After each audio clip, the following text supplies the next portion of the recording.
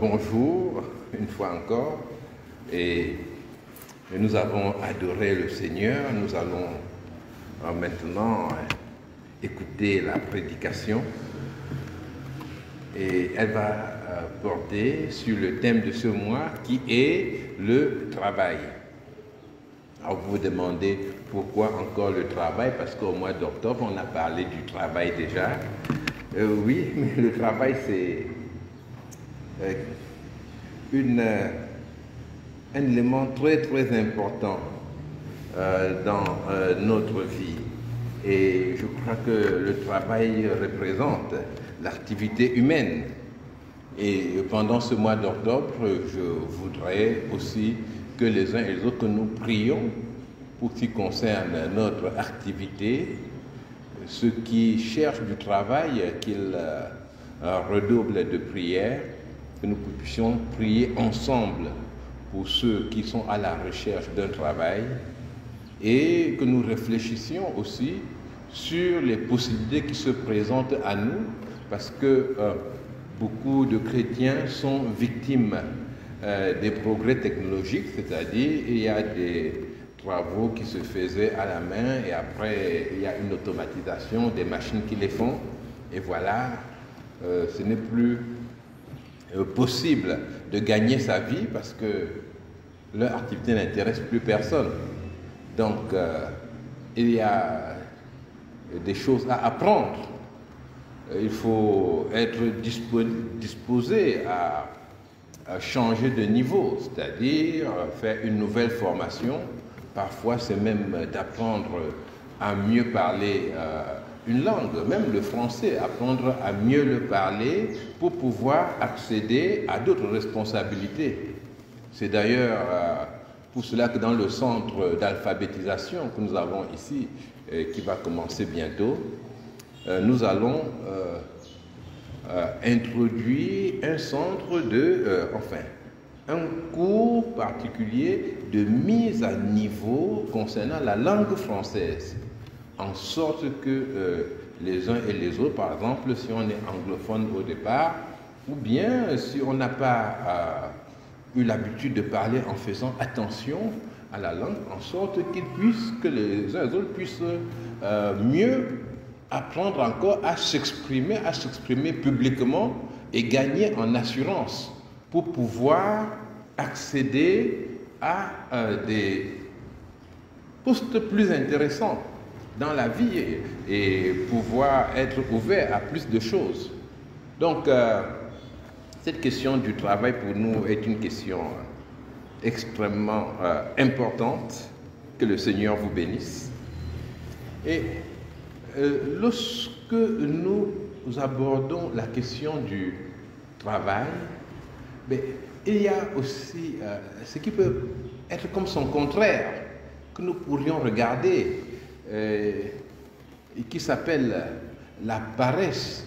Parce que le travail, c'est un effort coordonné en vue d'obtenir un résultat.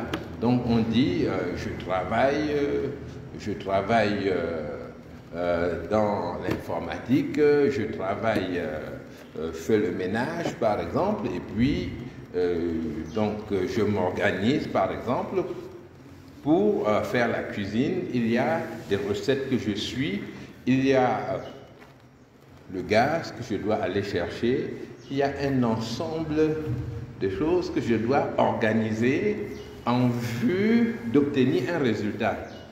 Et la paresse semble être le contraire. Et dans la Bible, il est parlé particulièrement de la paresse dans le livre des Proverbes. Le livre des Proverbes est un livre de sagesse. Alors, il ne faut pas le confondre avec le livre de la sagesse. Le livre de la sagesse, c'est un livre qu'on appelle un livre deutérocanonique. Deutéro, ça vient de deux, n'est-ce pas? Comme le Deutéronome. Deutéro, c'est deux.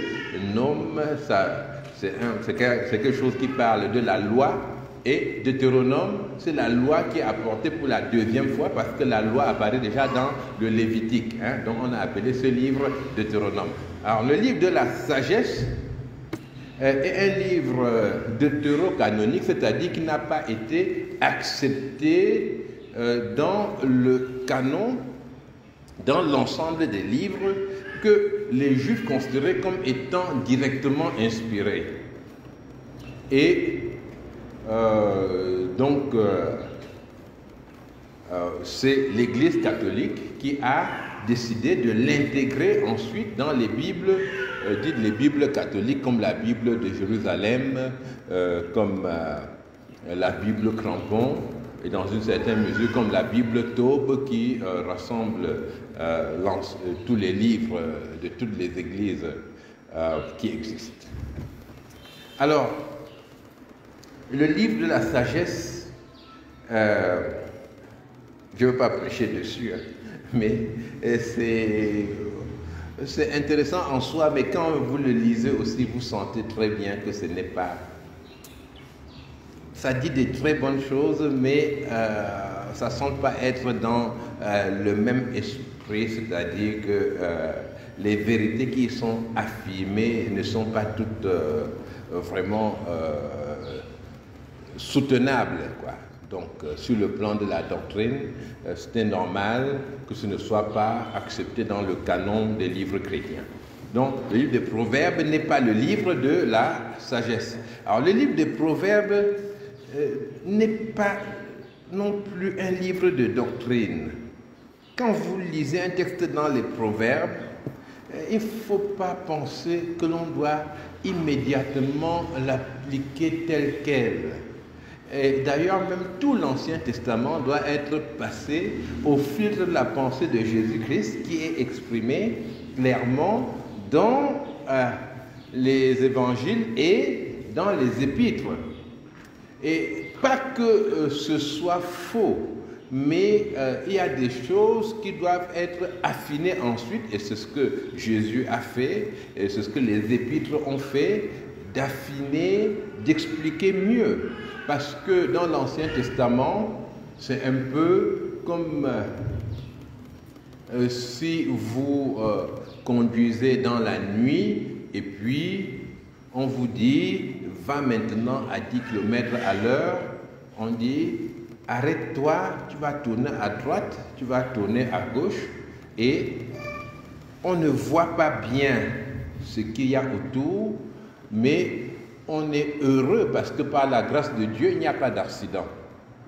Dans le Nouveau Testament, le Seigneur vient avec sa lumière en Jésus-Christ. La route est éclairée et le Seigneur donne encore une plus grande responsabilité. Il nous parle, il vient habiter en nous. Le corps du croyant devient le temple du Saint-Esprit, et maintenant, les choses qui pour nous étaient comme des choses cachées deviennent des choses révélées. Donc, la grâce et la vérité nous ont été données en Jésus-Christ. Et dans le livre des Proverbes, nous avons des paroles qui ont été clairement, qui sont attribuées par exemple à Salomon, qui parlait sous la sagesse, sous l'inspiration de Dieu. Nous avons aussi des paroles qui sont un peu comme la sagesse populaire de l'époque en Israël, c'est-à-dire Israël étant le peuple de Dieu, il y avait une sagesse populaire des proverbes. Par exemple, nous avons des proverbes ici qui disent par exemple que l'eau douce est toujours profonde. Hein? Et quand l'eau est toujours profonde, bon, je vais dire, celui qui entend ça, ça ne veut pas dire que chaque fois qu'il va boire de l'eau douce, il va te dire que c'est très très profond. Alors nous avons la sagesse populaire juive aussi. Bon, et j'ai voulu à cette occasion parler un peu de ce livre des Proverbes. Et le livre des Proverbes parle beaucoup de la paresse. Et la paresse c'est comme un refus de l'effort coordonné. Le paresseux n'est pas quelqu'un qui ne fait absolument rien. Il fait des choses, mais pas dans le sens où on l'attend et pas dans le sens où cela peut lui être profitable. Donc il va s'investir dans des futilités. Et j'insiste là-dessus parce que beaucoup d'enfants de Dieu pensent qu'en devenant enfants de Dieu, voilà, ils ont eu un passeport pour la paresse. Hein? Maintenant, Dieu va tout faire. Hein? On va juste prier comme ça et puis la chose s'accomplit. Demandez au nom de Jésus et ce sera fait. C'est ce que beaucoup pensent. C'est vrai que Jésus a dit cela. Donc, si vous allez dans une réunion de prière, tout le monde est là. Au nom de Jésus, je veux ceci. Au nom de Jésus, je veux cela. Hein? Et on est avec le nom de Jésus qui est la clé pour arriver à tout ce qu'on veut. Bon, sur ce point-là, je voudrais dire que quand on parle au nom de Jésus, cela veut dire que Jésus m'a envoyé. Hein? Donc ne l'oubliez jamais. Si je parle au nom du président maintenant, vous pouvez être certain que le président m'a contacté et m'a demandé de vous dire quelque chose. Donc le nom de Jésus n'est pas la clé du paresseux pour résoudre ses problèmes. Parce que Jésus lui a donné la capacité de s'intégrer dans la vie sociale. Jésus lui a donné la capacité de lutter lui aussi et de remporter des victoires. Tout le monde n'est pas paresseux parce que, j'allais dire par vocation, non, je veux dire tout le monde n'est pas paresseux parce qu'on est de mauvaise volonté. Certains deviennent paresseux simplement par l'enseignement qu'ils reçoivent. Hein? Ne faites rien, c'est Dieu qui va tout faire. Ne faites rien, tu mets ta confiance dans le Seigneur, il va tout organiser. Non, je cherche du travail, je vais téléphoner, déposer les demandes. Non, ça c'est rien. Moi, pour travailler, je passais en route comme ça. Quelqu'un m'a appelé, il m'a dit, mais tu veux travailler? J'ai dit oui. Il m'a nommé directeur. Et je gagne 500 000 francs par mois. Vous voyez mon témoignage, n'est-ce pas? Celui qui témoigne comme ça, effectivement, il dit aux autres, ne vous inquiétez pas. Lis la Bible seulement et puis tu dors. Mais ce qui se passe avec ce monde-là, c'est que même lire la Bible, il n'arrive pas. Vous savez, quand on est paresseux, on n'arrive pas à lire la Bible. Ce sont des histoires. Vous avez des gens qui arrivent au travail, ils prennent la Bible et se mettent à la lire. Les patrons se fâchent. Ils ont raison parce que normalement, ils étaient censés avoir un employé qui va travailler. Et quand le patron est chrétien, il est parfois embarrassé parce que l'autre sait qu'il est chrétien et puis il oppose la Bible. Qu'est-ce que tu faisais à midi? Moi, je priais. Il ne faut pas rester un peu parce que je prie. Mais celui qui lit la Bible au bureau, en général, c'est parce qu'il ne lit pas la Bible à la maison. Il ne lit pas la Bible ailleurs. Il ne la médite pas. Et quand on lui parle, il a les yeux fermés, il est en train de prier, il ment, il est en train de dormir. Hein? Là, au bureau, qu'est-ce qu'il a fait la nuit? On ne sait pas. Mais Dieu sait. Vous savez ce qu'il a fait? Il a regardé la télévision, il a regardé un match. Hein? Et il priait même pour que son équipe gagne, parce qu'il soutient une équipe là-dedans. Hein? Je ne sais pas, on parle, c'est Real de Madrid, hein? Ou bien Paris. Paris Saint-Germain, oui, il regarde comme il soutient Paris Saint-Germain. Il prie vraiment, Seigneur, fais qu'on gagne, fais qu'on gagne. Ça, c'est le paresseux. Parce que, qu'est-ce que ça lui rapporte? Il va vers quoi, là, dans cette histoire? Et après, ils se réunissent. Hein? Le match est fini peut-être vers 23 heures. Mais ils s'appellent entre eux. Ils doivent se réunir encore pour fêter parce qu'ils ont gagné. Donc, il n'a pas d'objectif. Vous voyez, hein, quand il a fêté comme ça, il est content. Ou bien ils font une réunion sur Zoom pour discuter de ce match-là. Ils prennent leur temps, le temps précieux que Dieu leur a donné pour faire ça. La Bible dit, rachetez le temps car les jours sont mauvais. Rachetez le temps. Vous les paresseux qui se sont investis, n'est-ce pas, dans des choses futiles et sur les réseaux sociaux. Oh là là. Mais là, il fait rage. Hein? Toute la journée, il fait des transferts. Vous recevez une vidéo de 20 minutes. Vous dites, ouais, je dois regarder les 20 minutes là. C'est pas fini. On reçoit autre chose. On répond ici, on répond là. Et on est peut-être dans 30 groupes, 30 forums.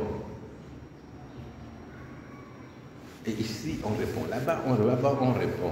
Voilà, la vie du paresseux n'est pas forcément une vie qui est vide. Hein. Nous imaginons le paresseux qui est tranquille. En tout cas, nous allons voir dans le livre des Proverbes ce qui est dit du paresseux. Il y a plusieurs types de paresseux d'ailleurs. Et nous allons explorer le livre des Proverbes sur le paresseux. Alors, pour trouver ces passages, c'est très simple. J'ai la Bible online. Je vous ai parlé de la Bible online déjà. J'ai fait une formation à l'usage de la Bible online. Ceux qui le souhaitent encore pourront me rencontrer et on fera une autre formation.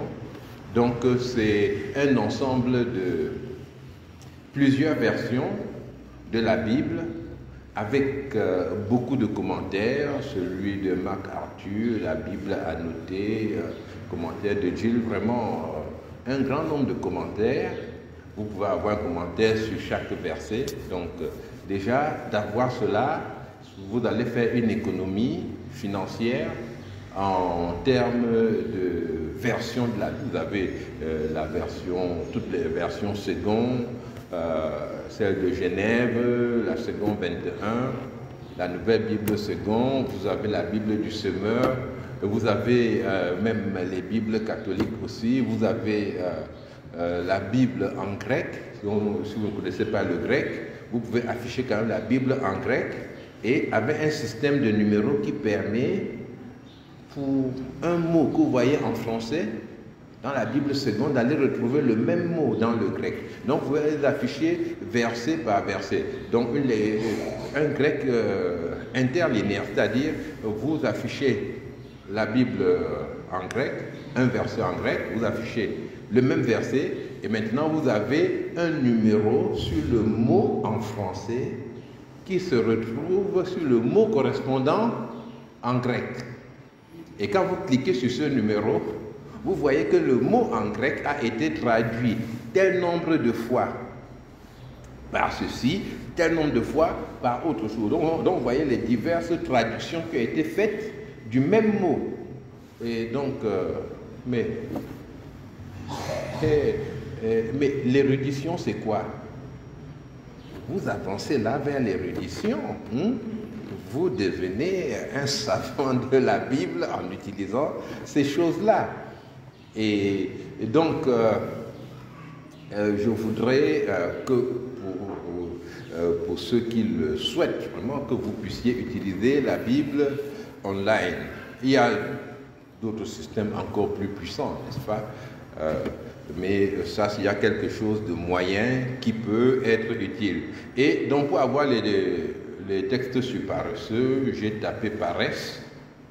Et puis j'ai mis une étoile devant. L'étoile signifie que tout ce qui commence avec paresse, que ça apparaisse. Et puis j'ai eu l'ensemble des versets de la Bible qui contiennent paresseux dans la version que j'ai choisie. Donc j'avais les textes à ma disposition et j'ai ensuite organisé les versets, ceux qui se ressemblent, et j'ai dit, j'ai quelque chose, n'est-ce pas, pour mes frères et sœurs, parce que nous allons parler de la paresse. Alors, dans le livre des Proverbes, déjà au chapitre 6, verset 6, le Seigneur dit, va vers la fourmi paresseuse, considère ses voies et deviens sage. Pourquoi la fourmi? Parce que la fourmi est vraiment travailleuse.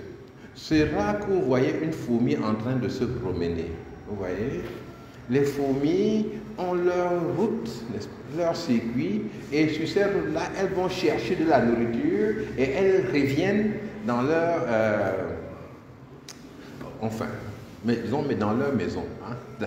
Donc, les fourmis sortent et reviennent et sont constamment en train de travailler. Parfois, on voit la fourmi qui traîne une charge, mais une très grosse charge. Quand vous avez des déchets à la maison, vous voyez un déchet qui se déplace, vous voyez que il y a une fourmi qui est en train de tirer cela. Donc, ce sont des animaux très très laborieux et qui peuvent être un exemple. Considère ces voies. Regarde qu'on peut être constamment en train de travailler en vue d'un but. Regarde que tu peux clairement subvenir à tes besoins. Et tout de suite au verset 9 maintenant, on voit que le paresseux, c'est aussi quelqu'un qui dort beaucoup. Hein? Alors, ceux qui dorment beaucoup, ce n'est pas en général qu'ils sont plus fatigués que les autres. Hein? Mais ceux qui dorment beaucoup, cela peut aussi être parce qu'ils sont un peu déprimés. Ils voient ça sert à quoi d'être debout. Debout, vous faites un effort pour être là, vous asseyez, ça ne sert à rien. Et puis, il ne voit pas très bien l'utilité de sa vie. Il se couche dans son lit et puis il reste dans son lit. Parfois, certaines personnes sont dans leur lit, vous croyez que ces gens dorment, mais quand vous approchez, vous voyez bien, ils ne dorment pas, ils ont les yeux ouverts. Mais ils préfèrent la position couchée. Disons, c'est le paresseux déprimé. Hein? Et les deux vont souvent de pair parce que la paresse apporte beaucoup de problèmes. Et 6-9, paresseux, jusqu'à quand seras-tu couché? Quand te lèveras-tu de ton sommeil? Je ne sais pas si cela s'adresse à quelqu'un ici parmi nous qui reste couché alors qu'il y a des opportunités, des choses qu'il pourrait faire. Eh bien, quand te lèveras-tu de ton sommeil? Et au Proverbe 26-14, il dit, la porte tourne sur ses gonds. Les gonds, c'est la charnière de la porte. Donc la porte tourne autour de sa charnière. La porte tourne sur ses gonds, comme le paresseux tourne sur son lit. Hein? Donc la porte ouvre, elle ferme. Comme le paresseux, il est sur son lit. Il dort parfois, enfin il se couche parfois la tête contre l'oreiller, n'est-ce pas? Bon, c'est quand il a prié et puis il n'y a pas de réponse. Hein? Il ne comprend pas. Il met la tête sur l'oreiller. Il regarde sur l'oreille, il ne veut rien voir. Et parfois, il se retourne sur le dos et puis il va dans un sens, dans l'autre. Le paresseux tourne dans son lit. Donc, il passe beaucoup de temps à ne rien faire. Mais ne rien faire physiquement ne veut pas dire qu'il ne fait pas beaucoup de choses mentalement. L'un des signes de la paresse, parce que quand je parle, vous vous demandez est-ce que je suis paresseux, est-ce que je ne suis pas paresseux, vous vous posez la question, n'est-ce pas? On s'interroge et on dit mais j'ai travaillé hier, non? Oui, c'est bien, mais l'un des signes de la paresse, c'est que le paresseux travaille beaucoup dans son imagination. C'est-à-dire, il est assis par exemple à l'église comme ça, et il imagine, voilà, il est en train de gérer un grand champ. Et ça a produit partout. Il donne des ordres, des instructions aux employés. Vous voyez, ça c'est dans sa tête. Il n'y a pas de champ, il n'y a rien. Mais il pense qu'il a le champ là. Et voilà un employé qui n'est pas sérieux. Il va le gronder, c'est cela. Et tout ça, c'est dans sa tête. Comme ça, il est avec vous, mais il n'est pas là. Il est perdu dans ses pensées, en train de faire des choses qui l'intéressent vraiment. Ça, il y a même des gens qui dorment et qui font des songes, et puis le matin, ils prient, Seigneur, donc fais-moi encore dormir pour que je vois la suite de mon songe là. C'était un songe vraiment, et je dois voir la suite. Voilà, vous voyez, c'est comme ça. Le paresseux dans des occupations qui ne le conduisent à rien. C'est-à-dire, il n'y a pas de but dans sa vie. Vous voyez, donc le paresseux a une vie mentale parfois très très développée. Très très développée. Nous allons continuer dans l'exploration du livre des Proverbes. Maintenant, il peut arriver que vous ayez besoin d'un collaborateur et voilà, vous tombez sur un paresseux. Et que dit le livre des Proverbes? Proverbe 10, verset 26. Proverbe 10, 26. Ce que le vinaigre est aux dents et la fumée aux yeux, tel est le paresseux pour celui qui l'envoie. On peut remplacer le vinaigre par le citron, n'est-ce pas? Ce que le citron fait à tes dents et la fumée à tes yeux.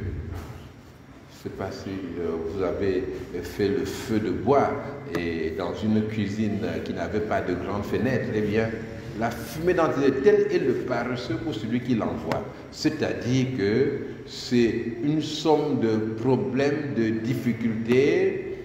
Vous l'avez envoyé faire quelque chose et vous devez le suivre au téléphone. Alors, il y a un téléphone portable maintenant.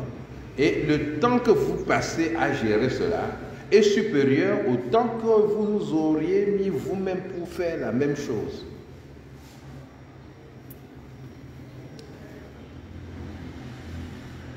Le paresseux se croit plus sage. Ce Proverbe 26, verset 16. Proverbe 26, verset 16. Le paresseux se croit plus sage que 7 hommes qui répondent avec bon sens. Pourquoi? Parce qu'il va défendre les points de vue qui permettent le moindre effort. Donc, dans une discussion, il va intervenir, donner des arguments, mais le but, c'est simplement qu'il n'y ait pas beaucoup de travail, que ce soit simple. Et dans les groupes dont vous faites partie, quand vous êtes appelé pour donner votre avis, est-ce que vous cherchez toujours ce qui va contribuer vraiment à la réussite collective ou bien vous cherchez ce qui va vous donner le moindre effort? Par exemple, nous allons évangéliser. Vous dites, ah, mais si chacun prie chez lui, ça suffit. L'évangélisation, là, c'est une affaire du Saint-Esprit. Tu es chez toi, tu pries, le Seigneur intervient dans les cœurs. D'autres disent, non, nous devons sortir, il nous faut des traités, c'est ça. Non, il ne faut pas sortir tous les jours. Alors, on croit que c'est une discussion spirituelle. Non, c'est une affaire de paresse, tout simplement. Et l'autre choisit ce chemin-là parce qu'il ne veut pas aller loin. Donc, la paresse rend impossible de construire. C'est une recherche constante de la facilité. Maintenant, il y a un autre proverbe qui va vous faire rire. Proverbe 12, verset 27. Le paresseux ne rôtit pas son gibier, mais le précieux trésor d'un homme, c'est l'activité. Alors, il ne rôtit pas son gibier. Je ne sais pas qu'il aime la viande crue, mais même le gibier qu'il a eu, eh bien, il n'a pas l'énergie il ne développe pas l'énergie suffisante pour le préparer et le manger. Et Proverbe 26:15, le paresseux plonge sa main dans le plat et il trouve pénible de la ramener à sa bouche. Ah. Donc, c'est quelqu'un qui ne termine pas son travail.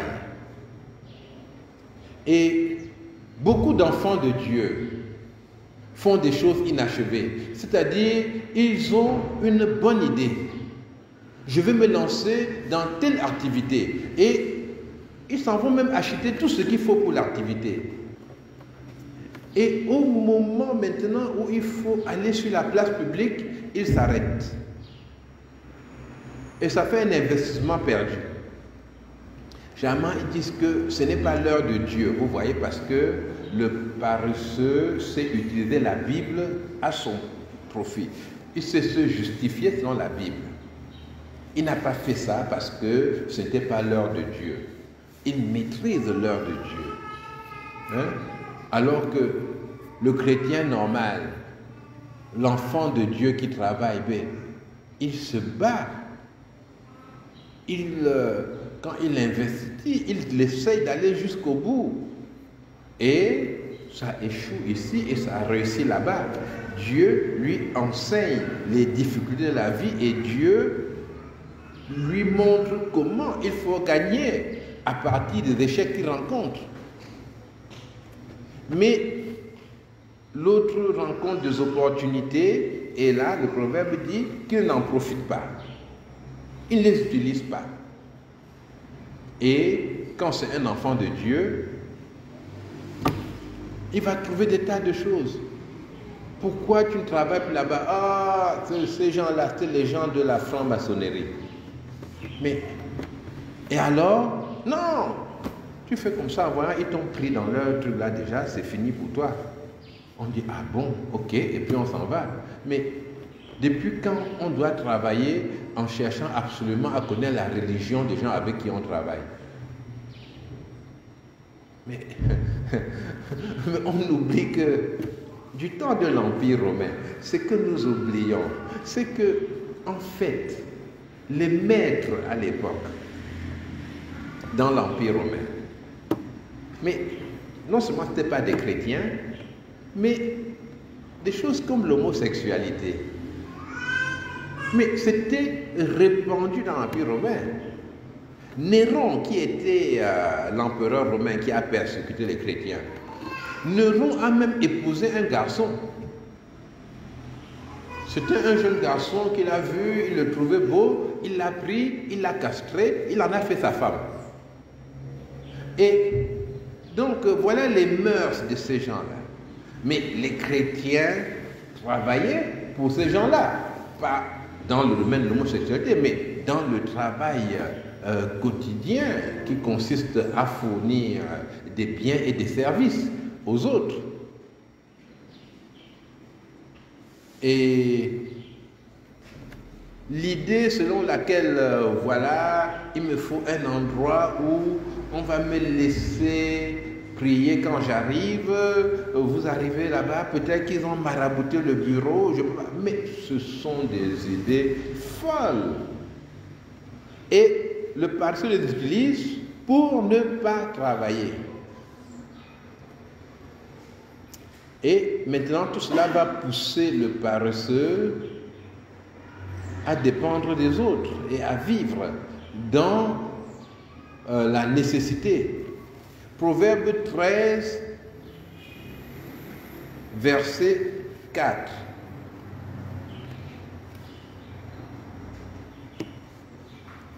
L'âme du paresseux a des désirs qu'il ne peut satisfaire, mais l'âme des hommes diligents sera rassasiée. C'est normal, parce que à la fin, il faut vivre, et à la fin, il faut ressembler aux autres autour de soi. qui ont un chez eux, qui peuvent se trouver à manger, qui peuvent se marier, qui peuvent... Eh bien, l'âme du paresseux a des désirs qu'il ne peut satisfaire. La paresse conduit pas seulement au désordre social, mais la paresse va vous conduire à un état d'indigence. Et Proverbe 21, 25 dit: les désirs du paresseux le tuent parce que ses mains refusent de travailler. Ah, il a des désirs, il veut manger, voilà un champ qui est devant lui, mais il ne peut pas cultiver. Parfois même, certains paresseux disent que le champ est envoûté.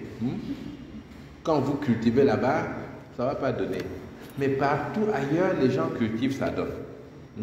Mais on va cultiver, ça donne. Et ils vous racontent cela, et vous voilà, n'est-ce pas, un bon pasteur, vous vous équipez pour aller délivrer un champ.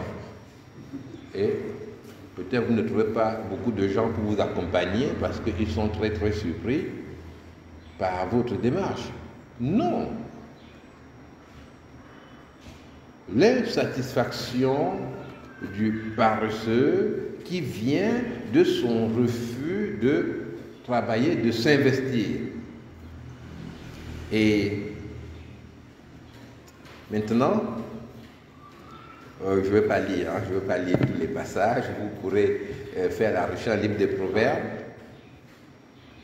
Alors, Proverbe 20, verset 4 dit: à cause du froid, le paresseux ne laboure pas.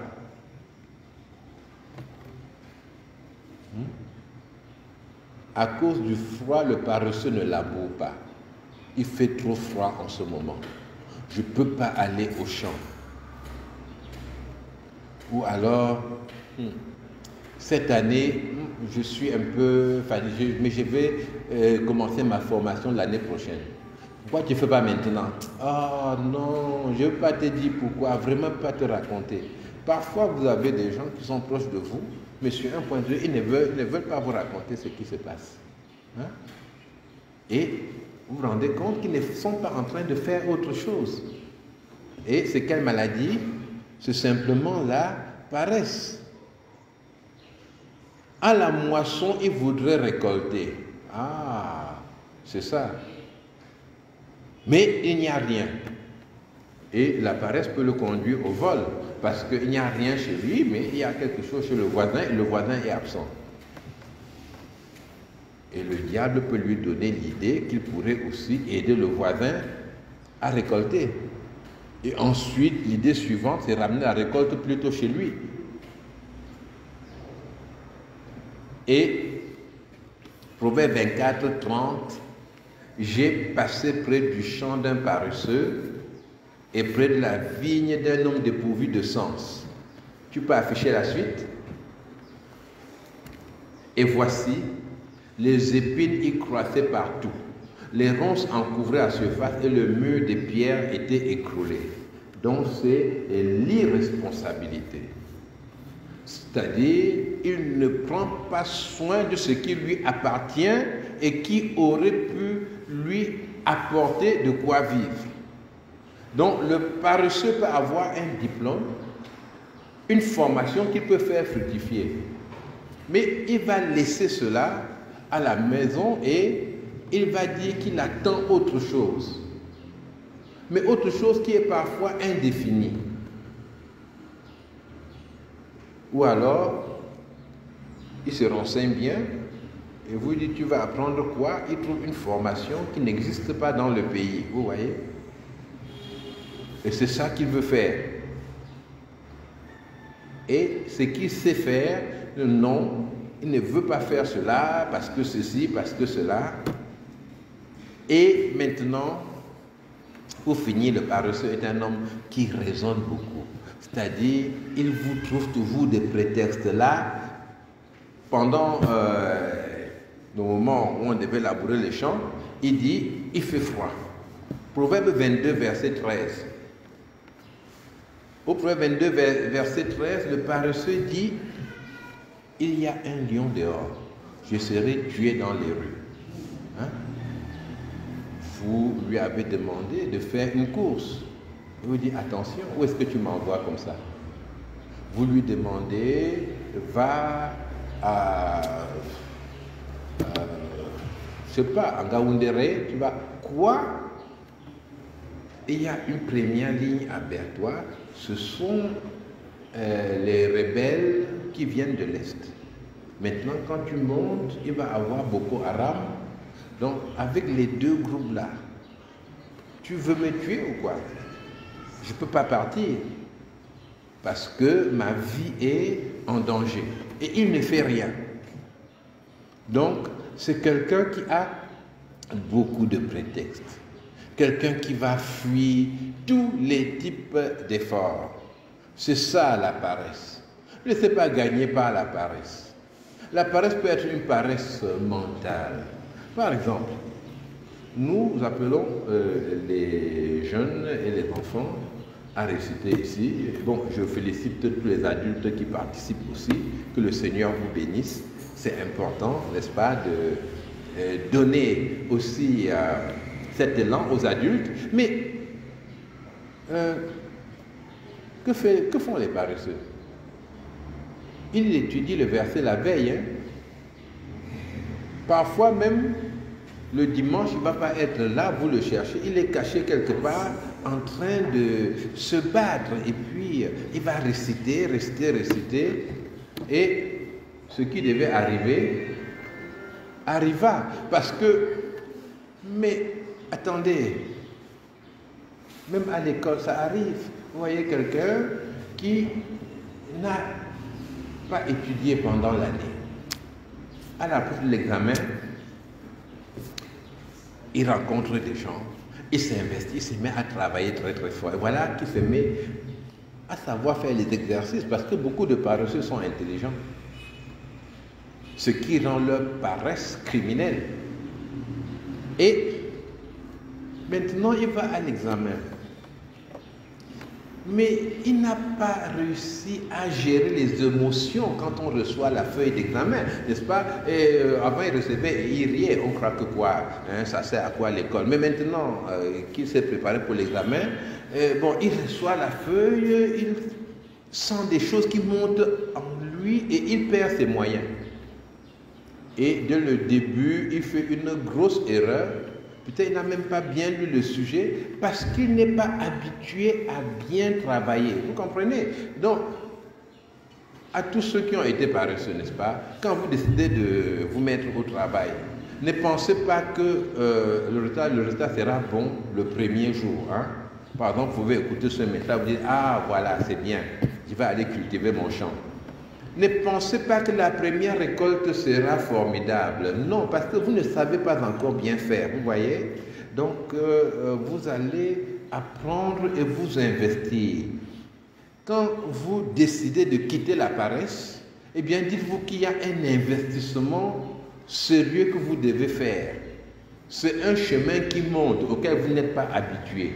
Vous étiez plutôt habitué, hein, comme les enfants, quand il y a une pente, à verser de l'eau dessus, hein, et puis à vous asseoir et à glisser jusqu'en bas. Ça, c'était votre jeu préféré, hein, de glisser. Et vous étiez content parce que maintenant, il faut monter et monter encore.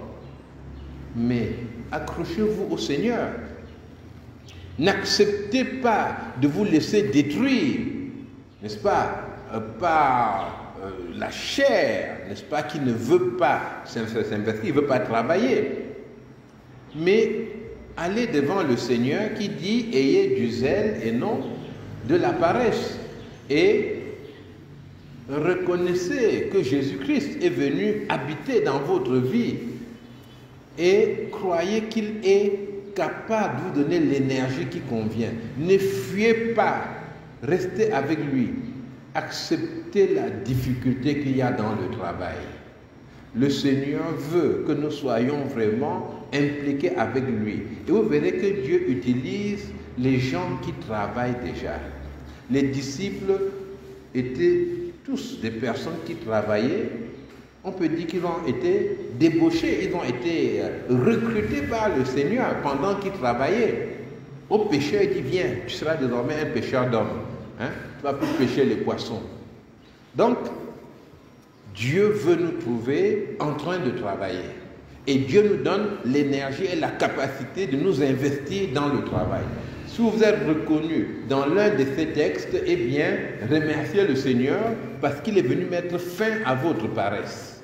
Désormais, vous allez saisir de toute votre force la grâce que Dieu donne et vous investir dans les choses qui l'honorent et vous investir dans des activités qui ont un but et qui peuvent modifier votre vie, votre environnement et vous permettre même de prendre soin des autres autour de vous.